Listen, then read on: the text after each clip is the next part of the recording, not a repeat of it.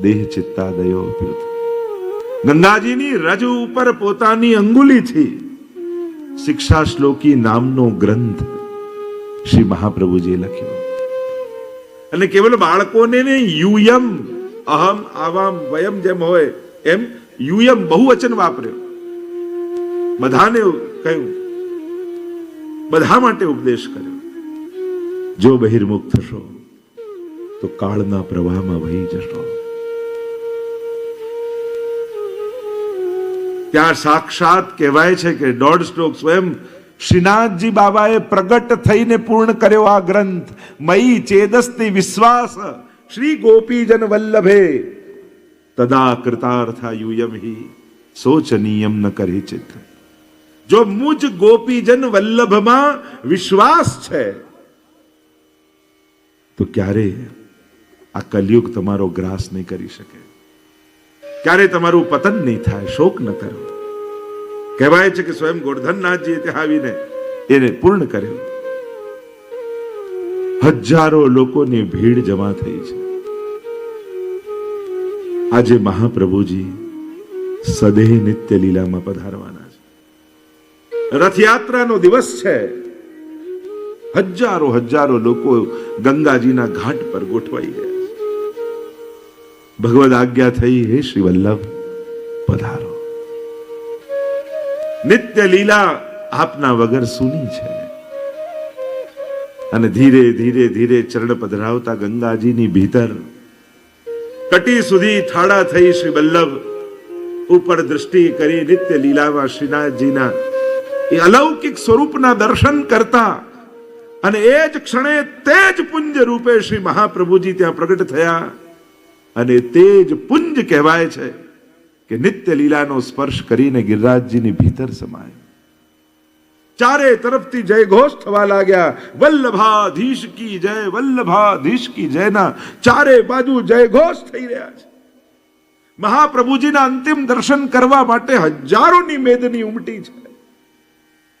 અને એ સમયે કહેવાય છે કે ચાઇનાથી આવેલા મુસાફરો અને એ જે ઇતિહાસ લખતા હતા એમણે પણ નોંધ્યું છે એમની મુસાફરીની ડાયરીઓમાં કે એક મહાત્માને અમે સાક્ષાત પોતાની આંખે તેજ પુંજ રૂપે સદેહ ભગવત ધામમાં જતા જોયા છે. એમણે પોતાના નોંધમાં લખ્યું છે. અને જ્યારે મહાપ્રભુજી નિત્ય લીલામાં પધાર્યા એટલે જ આપણે ત્યાં નિત્ય લીલા પ્રવેશ કહીએ છીએ ને. આસુર વ્યામોહ લીલા એને કહેવાય છે. આસુરી જીવોને મોહ પમાડે એવી લીલા. દૈવી જીવો માટે તો આજે પણ વલ્લભ પ્રગટ જ છે. એટલે ભગવાન દાસની વાર્તા પણ આવે ને કે જ્યારે જઈને કહ્યું કે તમે તો મહાપ્રભુજીના અનન્ય સેવક, તમારે ત્યાં તો મહાપ્રભુજી મુકામ કરે અને છતાંય તમે છેલ્લા દર્શન કરવા ના આવ્યા મહાપ્રભુજીના. ત્યારે વૈષ્ણવ કે કયા છેલ્લા દર્શન?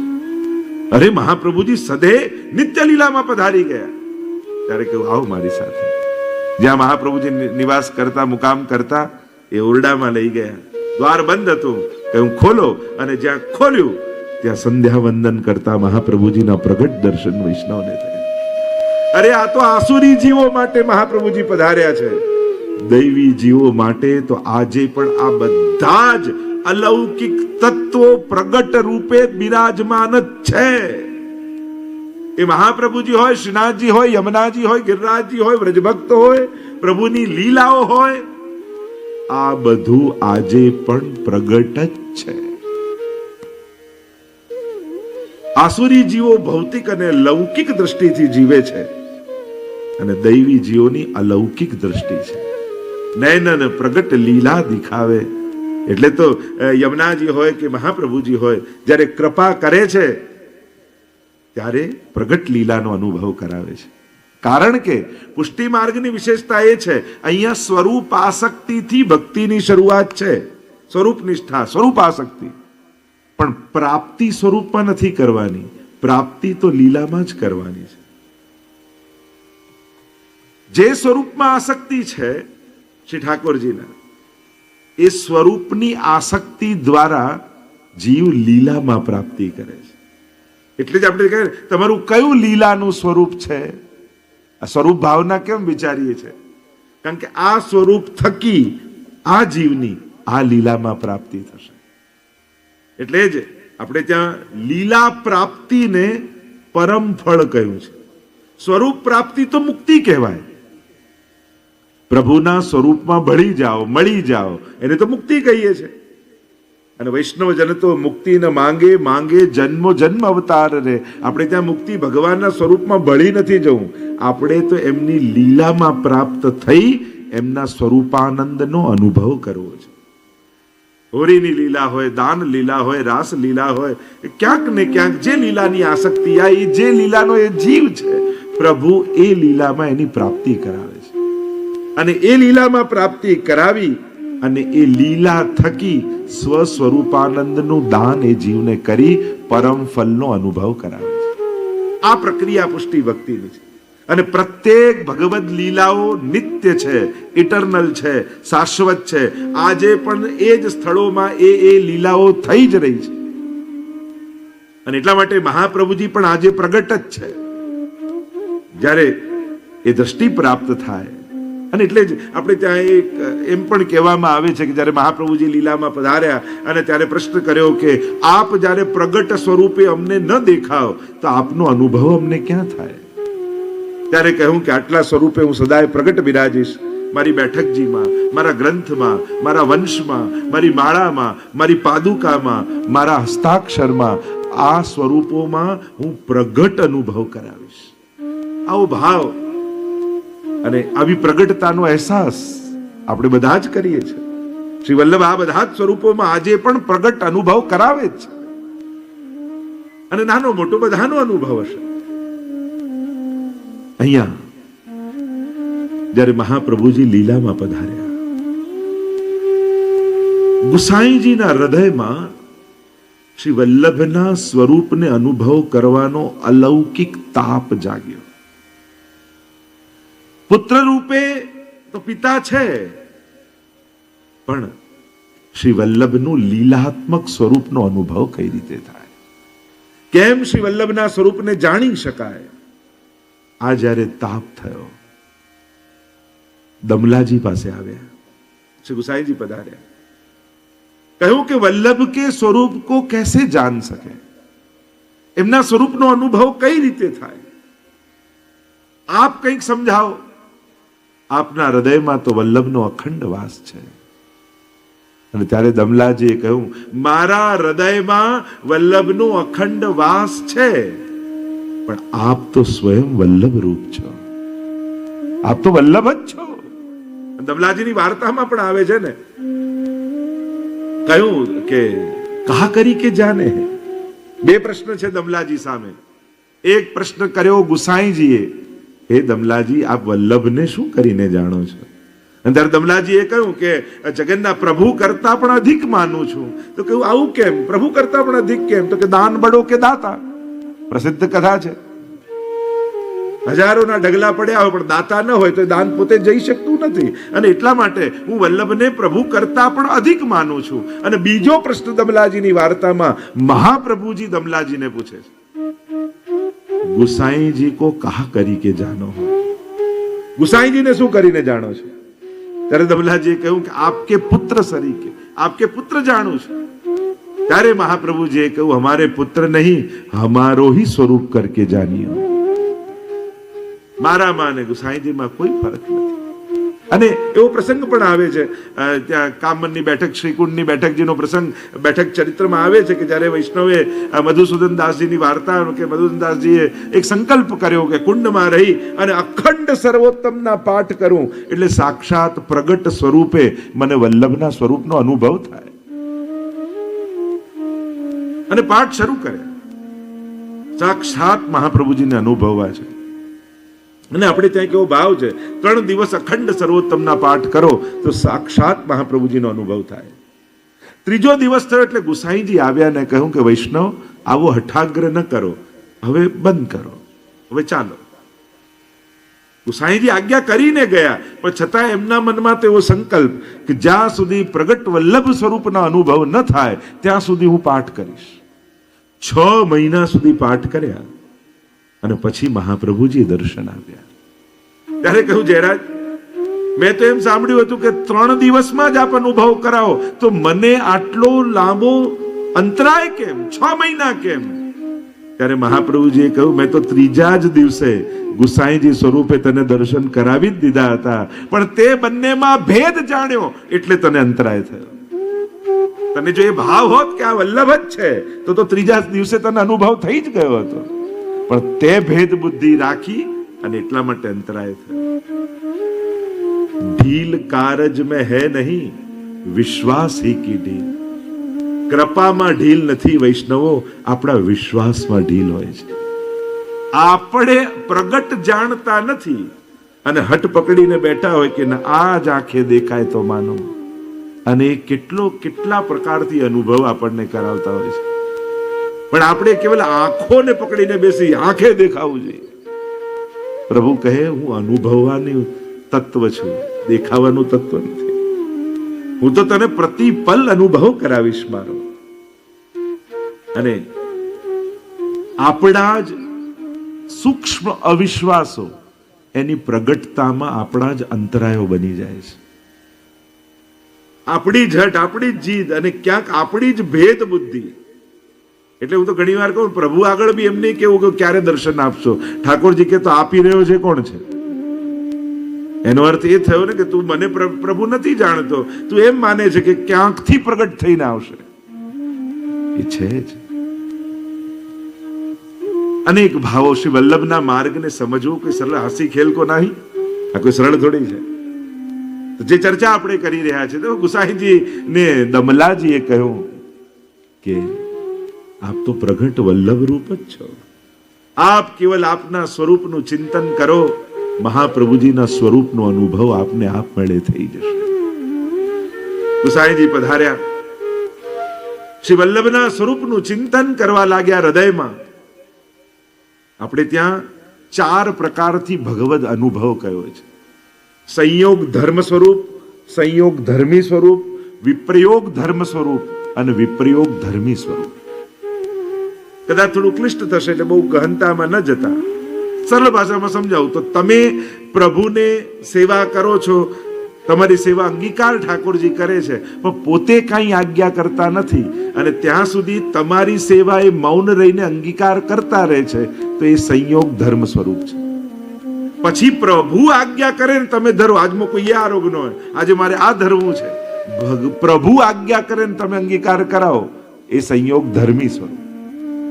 એ જ રીતે વિપ્રયોગ ધર્મ સ્વરૂપ અને વિપ્રયોગ ધર્મી સ્વરૂપ. અને મહાપ્રભુજીનું ચિંતન કરતા કરતા ગુસાઈજીને વિપ્રયોગ ધર્મી સ્વરૂપની અવસ્થા પ્રાપ્ત થઈ.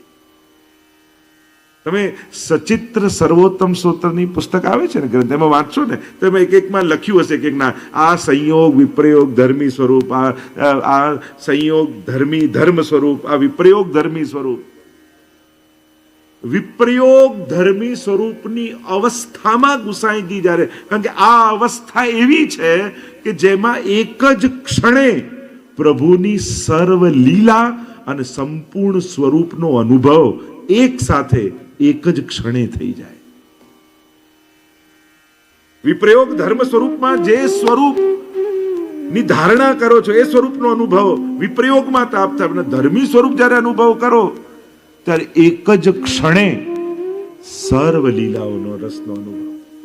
અને ગુસાઈજી જ્યારે તાપ કરતા કરતા વિપ્રયોગ ધર્મી સ્વરૂપની અવસ્થાએ પધાર્યા, પહોંચ્યા, એ જ ક્ષણે મહાપ્રભુજીના આ 108 નામ સ્વરૂપ સાથે ગુસાઈજીના નેત્રોની સામે પ્રગટ થવા લાગ્યા.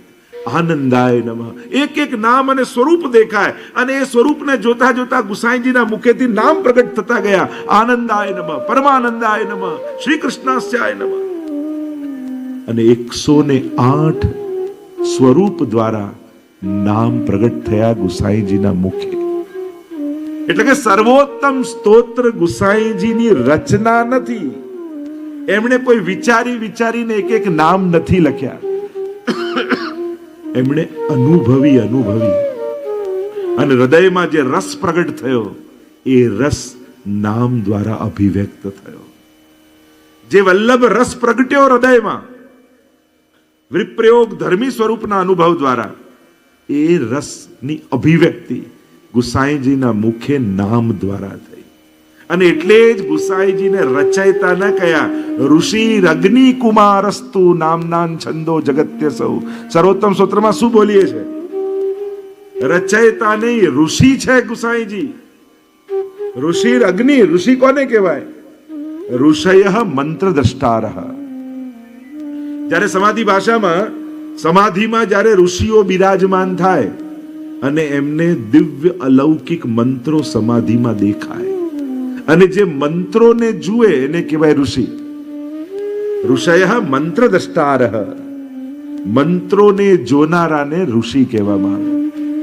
અને એટલે જ અહીંયા ગુસાઈજી આ સર્વોત્તમ સ્તોત્રના ઋષિ છે. રચ્યું નથી, જોયું છે, અનુભવ્યું છે.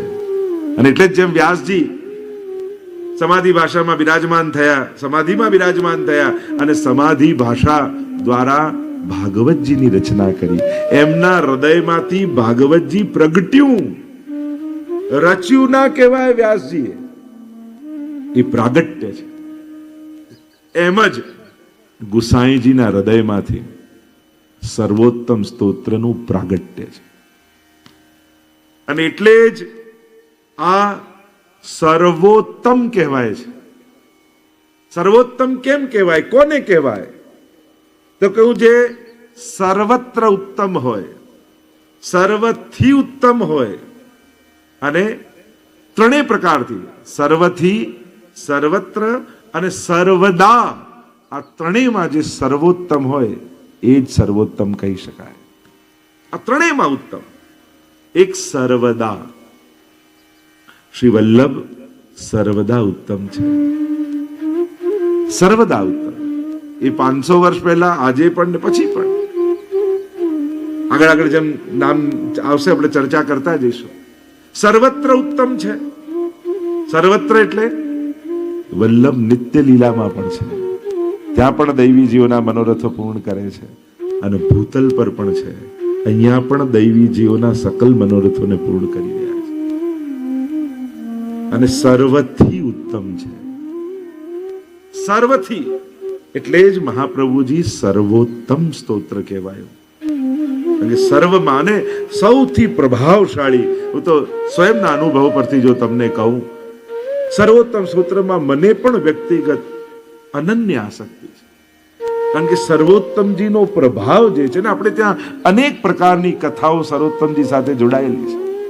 સ્વયં હરિરાયજી માટે પણ આપણે કહીએ છીએ કે જ્યારે અખંડ સર્વોત્તમજીના પાઠ કર્યા ત્યારે સ્વયં મહાપ્રભુજીએ પ્રગટ થઈને કૃપા કરી. અને કૃપા કરી, જય જય શ્રી વલ્લભ પ્રભુ વિઠ્ઠલેશ સાથે, નિજ જન પર કરત કૃપા ધરત હાથ હે માથે. મહાપ્રભુજીને ગુસાઈજી બંને પ્રગટ થઈને આશીર્વાદ આપ્યા. અને વલ્લભના આશીર્વાદ સર્વોત્તમ થકી હરિરાયજીને મળ્યા. એટલે મહાપ્રભુજી પછી બીજા કોઈને મહાપ્રભુજી કહેવાતા હોય તો એ શ્રી હરિરાય મહાપ્રભુજી છે. એ રીતે પુરુષોત્તમજીના જીવન પ્રસંગમાં પણ આવે છે. કેટલી ટીકાઓ પુરુષોત્તમજીએ રચી છે. અને સ્વયં અલ્પાયુના હતા, 5 વર્ષના હતા શ્રી પુરુષોત્તમજી.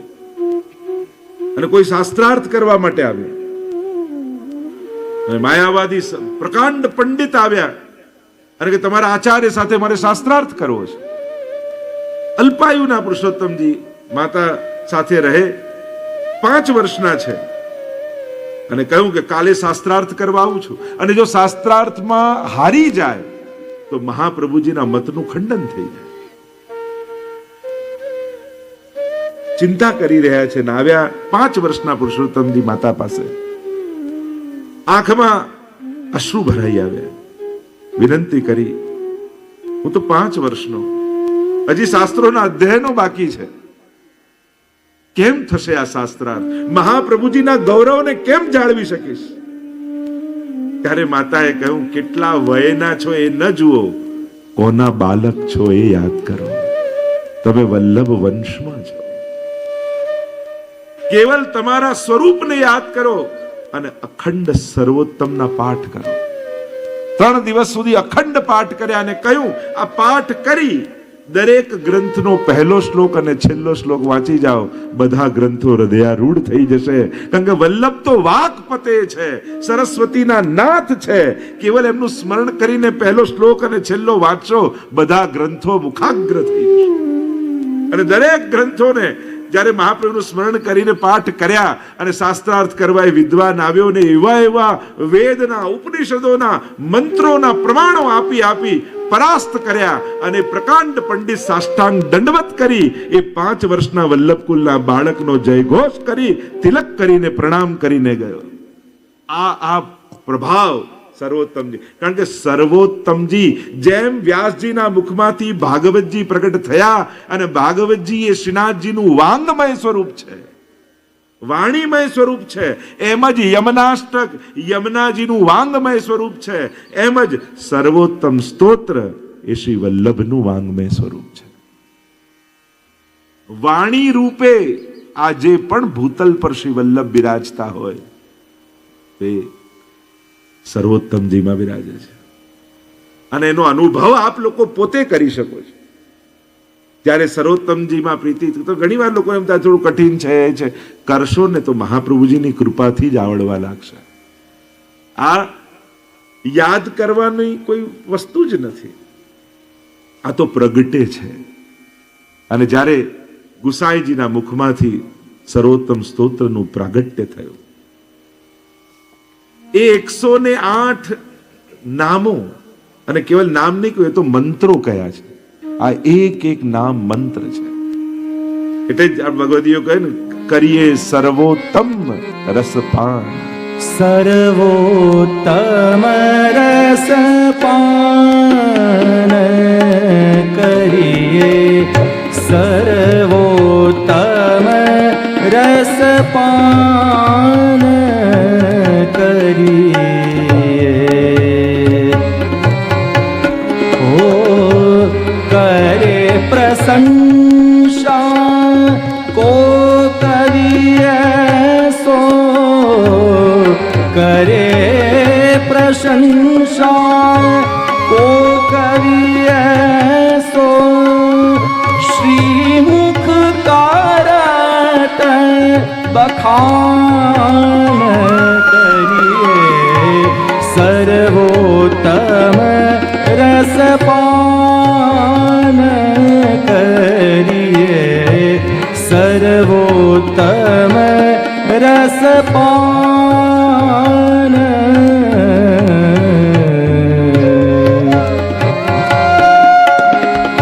અતિશય કરુણા કરિયા કલી મેં, અતિશય કરુણા કરિયા કલી મેં, દિયો દૈવી જીવન કો દાન. એક એક અક્ષર હૈ અધરામૃત, એક એક અક્ષર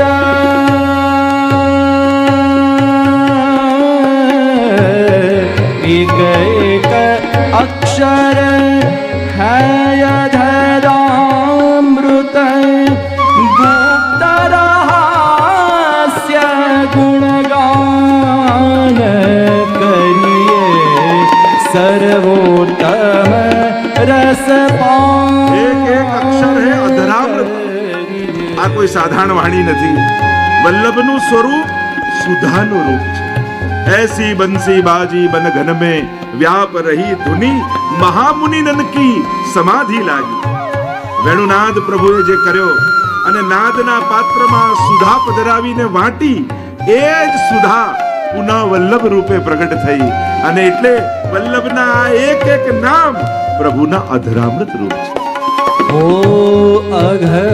अघनिमिष विलंबन करिए, अघनिमिष विलंबन करिए, रण दिवस आठो याम, रसिक प्रीतम जाके रंग रंग्यो रसिक प्रीतमा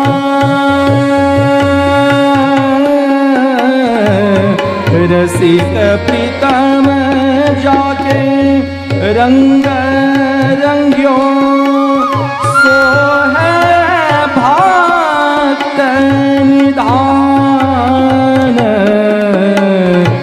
सो है भक्त निधान करिए सर्वोत्तम रसपान करिए सर्वोत्तम रसपान करिए सर्वोत्तम रसपान સર્વોત્તમ કોઈ ગ્રંથ નથી, રસ છે. સર્વોત્તમ રસપાન કરીએ. શ્રી વલ્લભના સ્વરૂપનું દર્શન અને અનુભવ જ્યારે કરશો ત્યારે ખ્યાલ આવશે વલ્લભ એ કોઈ જોવાનું તત્વ નથી, વલ્લભ એ કોઈ વાંચવાનું તત્વ નથી, વલ્લભ એ તો રસ છે, એ તો અનુભવવાનું તત્વ છે. અને જ્યારે વલ્લભ રસ રૂપે અનુભવાય છે ત્યારે કૃષ્ણા ધરામૃતા સ્વાદ સિદ્ધિ રત્ર ન સંશય. જે સર્વોત્તમજીના ફળ રૂપ કહ્યું છે કૃષ્ણનું અધરામૃત, એ જ મૂર્તિમંત સ્વરૂપ એ શ્રી વલ્લભ છે. ચર્ચાઓ ઘણી ગહન ગૂઢ અને વિસ્તાર માંગે એવી છે. આપણે સર્વોત્તમ સ્તોત્રને ન્યાય આપવો છે, એને કેન્દ્રમાં રાખીને ચર્ચા કરવી છે, તો આ સર્વોત્તમનું રસપાન કરવાનું કહ્યું છે. વલ્લભ રસ છે. તો જ્યારે 108 નામ પ્રગટ થયા એના પહેલા એને સ્તોત્રબદ્ધ કરવાનું હતું. આ સ્તોત્ર છે, સ્તુતિ છે. એટલે પહેલા 6 શ્લોકમાં ગુસાઈજી મહાત્મ્યનું દર્શન કરાવ્યું. કારણ કે કોઈ પણ અલૌકિક તત્વની પ્રાપ્તિ કરાવવી હોય એના પહેલા એનો પરિચય આપી દેવો બહુ જ જરૂરી છે. કારણ કે જ્યાં સુધી પરિચય નહીં થાય તો પરિણય પણ ઉત્તમ ભાવથી નહીં થાય. એટલે સમજાવવા માટે કે આ નામ, આ સ્વરૂપ સાધારણ કોઈ લૌકિક મહાત્માનું નથી, કેવલ કોઈ આચાર્યનું નથી. ગુસાઈજી તો ત્યાં સુધી વસ્તુતઃ કૃષ્ણ એવ, સાક્ષાત કૃષ્ણ જ, એ જ પ્રભુ જ મહાપ્રભુ સ્વરૂપે પ્રગટ થયા છે. અને પ્રભુ જ પધાર્યા છે તો ભગવાન 6 ગુણ વાળા છે. અને એટલા માટે 6 શ્લોકમાં, જેમ ભાગવતજીની કાલે ચર્ચા કરતા હતા, ભગવાનનું મહાત્મ્ય, ભાગવતનું મહાત્મ્ય 6 અધ્યાયમાં પદ્મ પુરાણમાં કહેવામાં આવ્યું. કારણ કે 6 ગુણ ઐશ્વર્ય, વીર્ય, યશસ્વી, જ્ઞાન, વૈરાગ્ય. અને એટલા માટે 6 શ્લોકમાં સર્વોત્તમ સ્તોત્રના નામનું મહાત્મ્ય અહીંયા ગુસાઈજી વર્ણિત કર્યું. આઈએ એક એક શ્લોક કા ગાન કરેं. સર્વોત્તમ સ્તોત્રને ન્યાય આપવાનો છે અને એટલા માટે હું વધારે બીજા વિષયમાં ગહેરાઈમાં ન જતા સર્વોત્તમજીને કેન્દ્રમાં રાખીને ચર્ચા કરીશું. આ બધાની પાસે પુસ્તિકા છે, એક એક શ્લોકને જોતા જઈ 6 શ્લોક દ્વારા મહાત્મ્યનું દર્શન કરી અને પછી નામમાં પ્રવેશ કરીશું. બોલો વલ્લભાધીશ કી જય.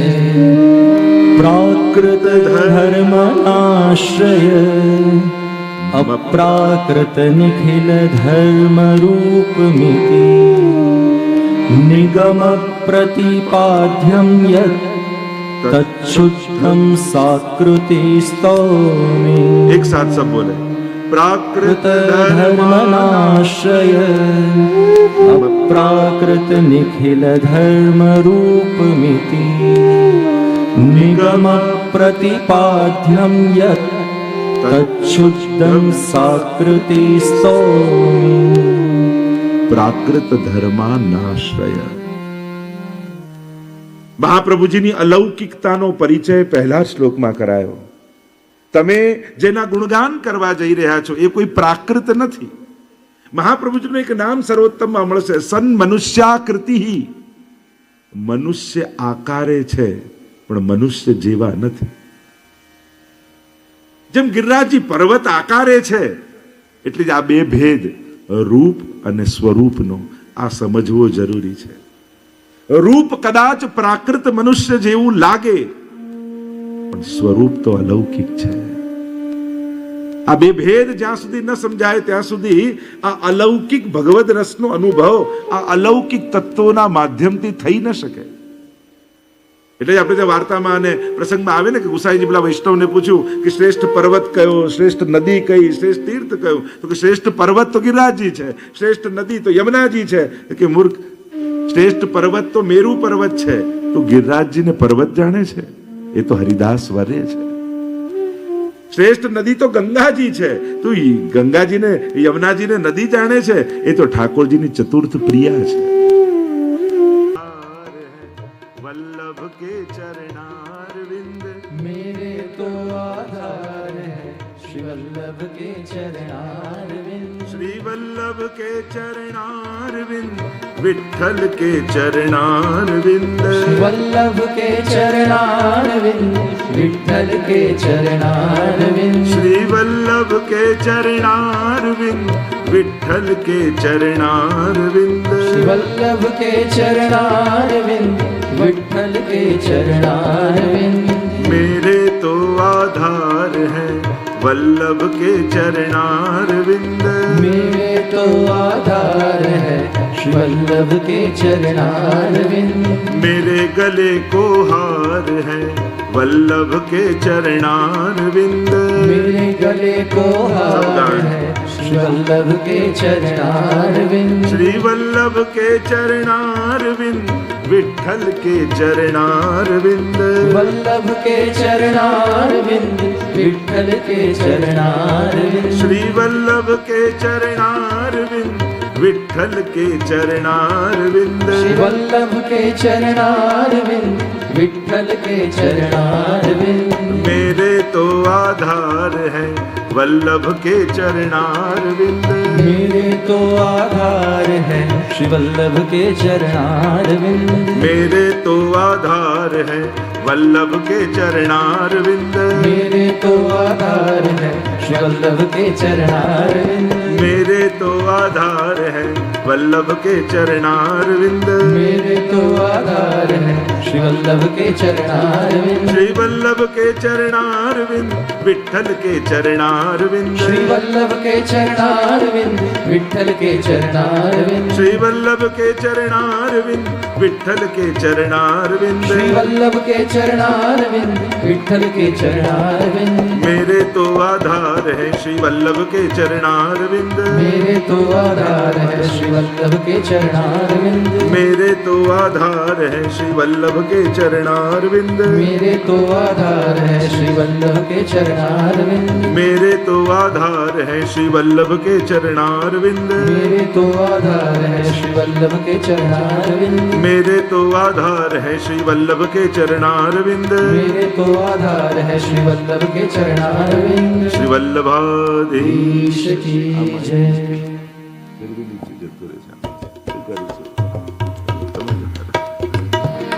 श्री वल्लभ के चरणारविंद विठ्ठल के चरणारविंद. श्री वल्लभ के चरणारविंद विठ्ठल के चरणारविंद. श्री वल्लभ के चरणारविंद विठ्ठल के चरणारविंद. श्री वल्लभ के चरणारविंद विठ्ठल के चरणारविंद.